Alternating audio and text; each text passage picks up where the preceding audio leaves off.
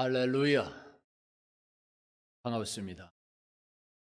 2022년 2월 6일 열린교회 가정예배를 예수 이름으로 시작합니다. 우리 하나님의 축복이 오늘도 가정에서 예배를 드리는 열린교회 성도들 모두에게 많은 역사 있기를 예수 이름으로 축원합니다. 찬송가 620장으로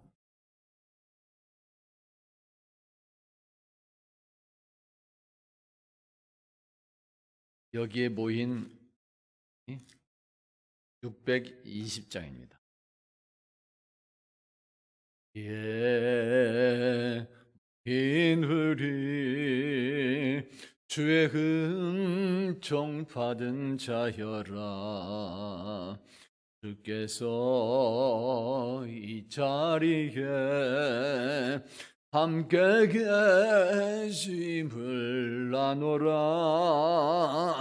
언제나 주님만을 찬양하며 따라가리니 시험을 당할 때도 함께 계심을 믿노라.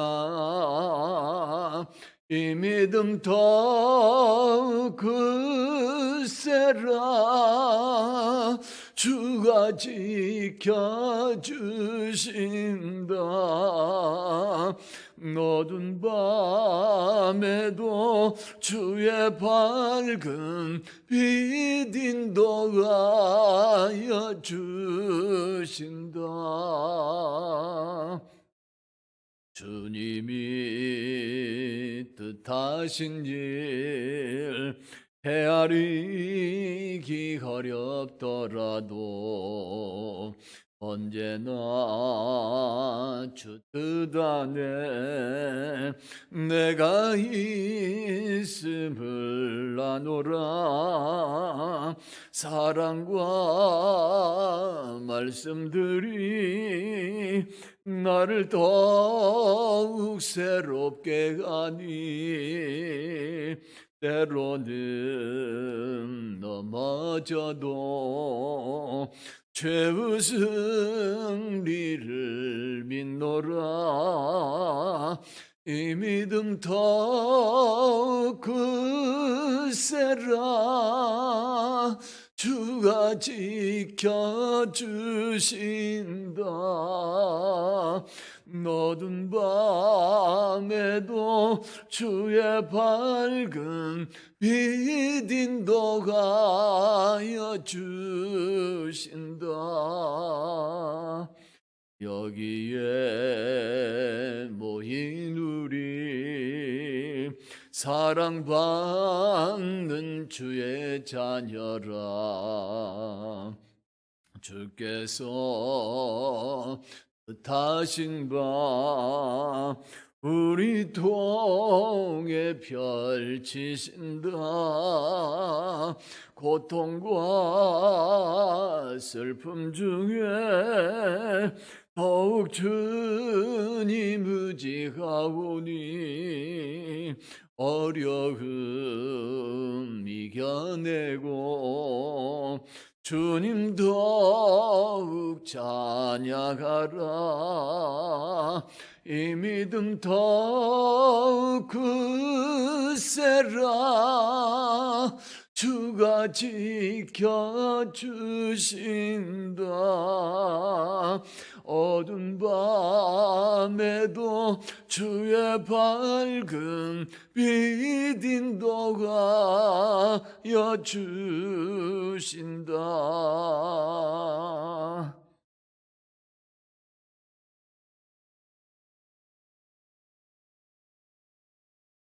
하나님께서 오늘 성도의 가정에 주시는 말씀은 사무엘하 18장 19절부터 23절까지 말씀이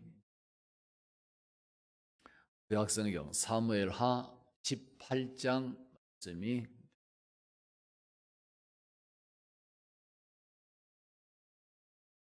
사무엘하 18장 19절부터 23절까지 똑같이 꼭 하겠습니다. 사무엘하 18장 19절부터 23절까지입니다. 다 같이 하십니다. 시작. 사독의 아들 아히마아스가 이르되 청하건대 내가 빨리 왕에게 가서 여호와께서 왕의 원수 갚아 주신 소식을 전하게 하소서. 요압이 그에게 이르되 너는 오늘 소식을 전하는 자가 되지 말고 다른 날에 전할 것이니 왕의 아들이 죽었나니 네가 오늘 소식을 전하지 못하리라 하고 요압이 구스 사람에게 이르되 네가 가서 본 것을 왕께 아뢰라 하며 구스 사람이 요압에게 절하고 다름질하여 가니 사독의 아들 아히마아스가 다시 요압에게 이르되 청하건대 아무쪼록 내가 또한 구스 사람의 뒤를 따라 달려가게 하소서 하니 요압이 이르되 내 아들아 너는 왜 달려가려 하느냐 이 소식으로 말미암아서는 너는 상을 받지 못하리라 하되 그가 한사코 달려가겠노라 하는지라. 요압이 이르되 그리하라 하니 아히마아스가 들길로 다름질하여 구스 사람보다 앞질러 가니라. 아멘. 할렐루야. 다 같이 오늘 말씀 제목을 한번 따라서 봅니다. 마음을 헤아려 주는 사람. 다시 한번 해볼까요? 마음을 헤아려 주는 사람.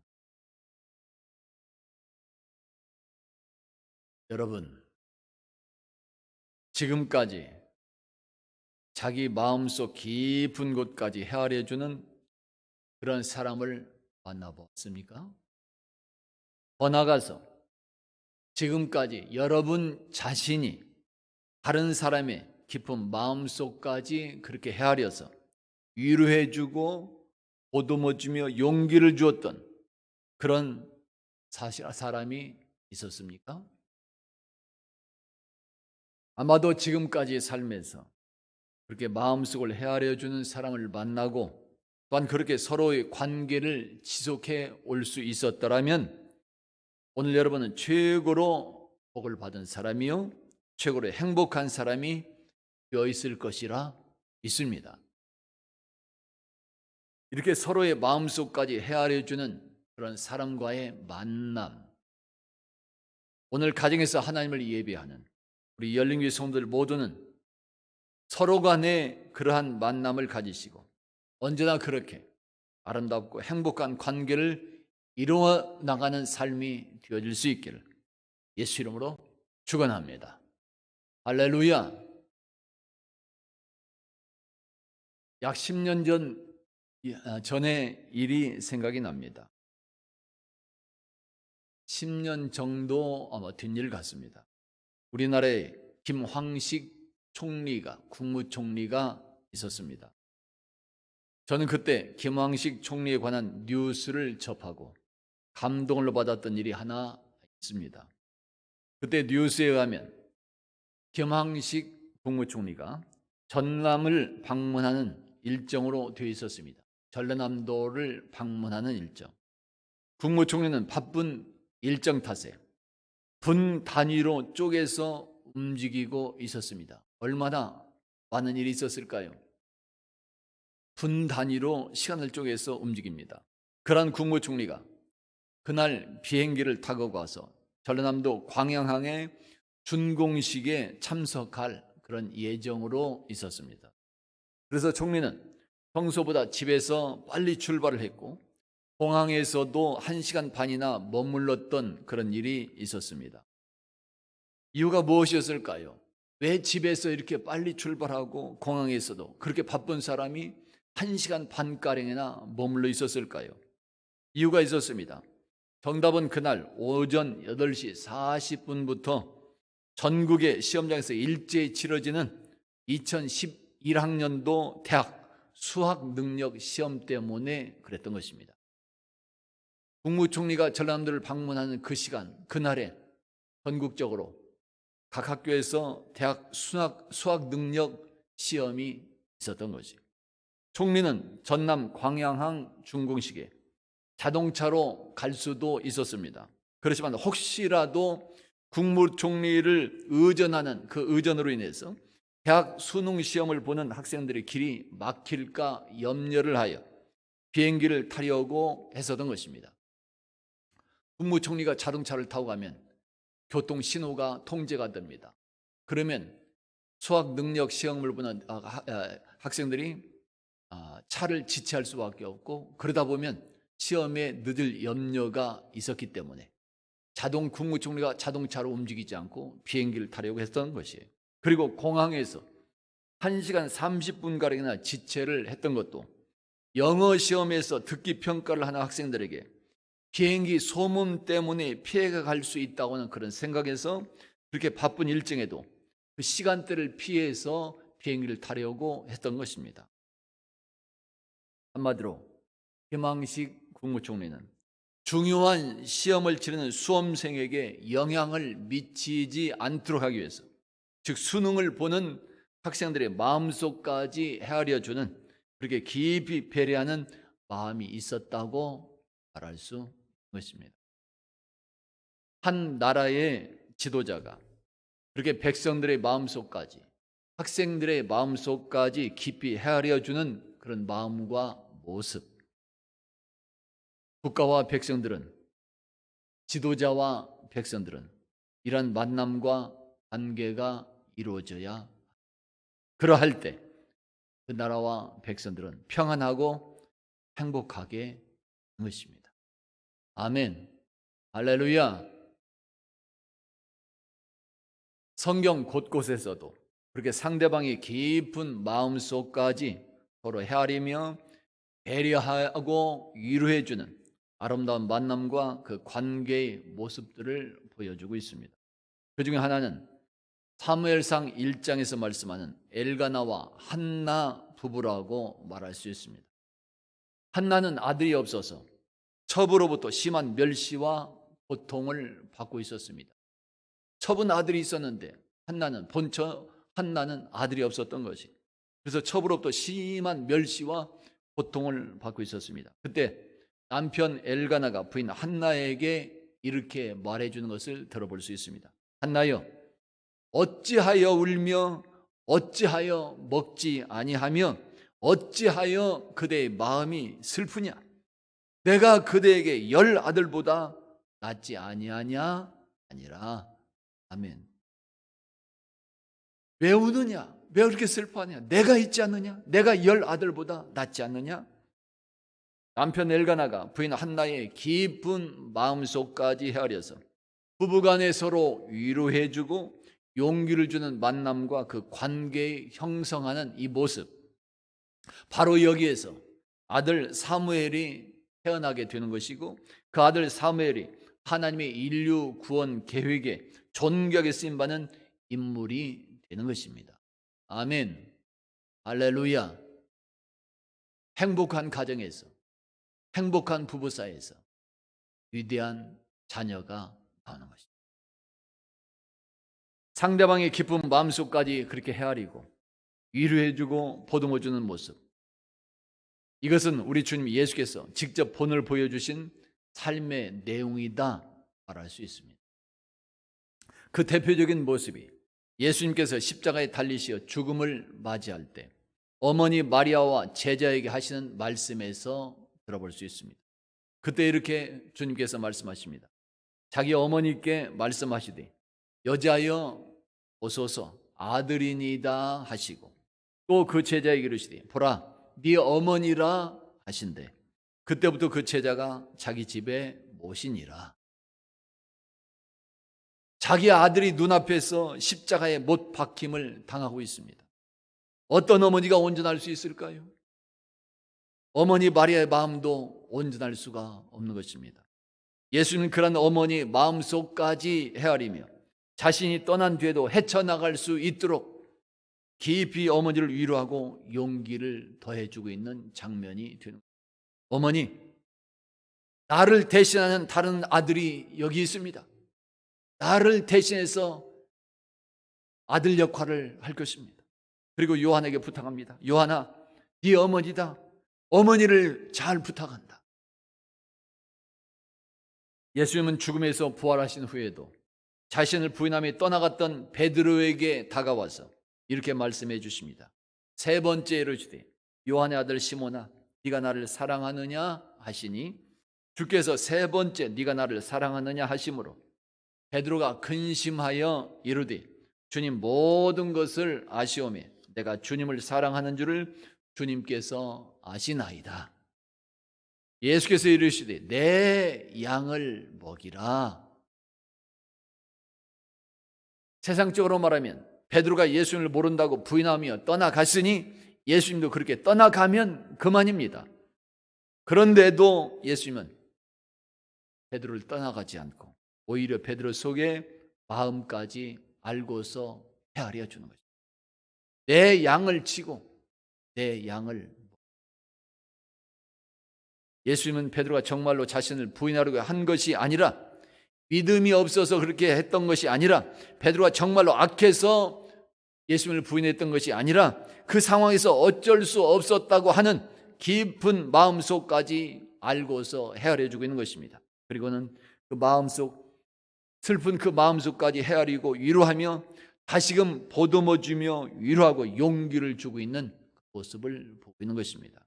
그러할 때 예수님과 베드로의 만남이나 관계가 새롭게 형성이 되어지게 되는 것이고 베드로는 자기 생명을 다하여 예수 복음을 전하게 되는 것이며 영광을 돌리게 되는 것입니다. 할렐루야. 상대방의 기쁜 마음속까지 그렇게 헤아려 주는 그런 사람. 오늘도 우리는 그런 사람들을 만나볼 수 있습니다. 그 사람이 바로 신하 아히마아스와 요압 장군입니다.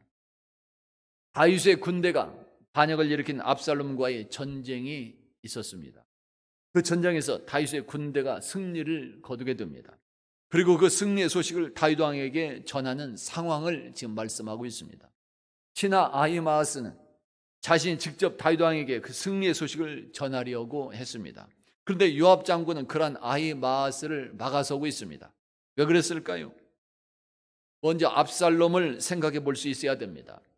압살롬이 누구일까요? 다윗 왕의 사랑하는 아들이었습니다. 잠시 왕권에 눈이 멀어서 역적과 같이 되어 아버지 다윗의 군대와 전쟁을 벌이게 됩니다. 그렇지만 전쟁이 있기는 했었지만 그래도 평소에 다윗 왕이 가장 사랑했던 아들이었습니다. 그런데 그 아들이 전쟁에서 지금 죽고 말았습니다. 이러한 사실을 다윗 왕이 알면 어떻게 될까요? 사랑하는 아들이 죽었습니다.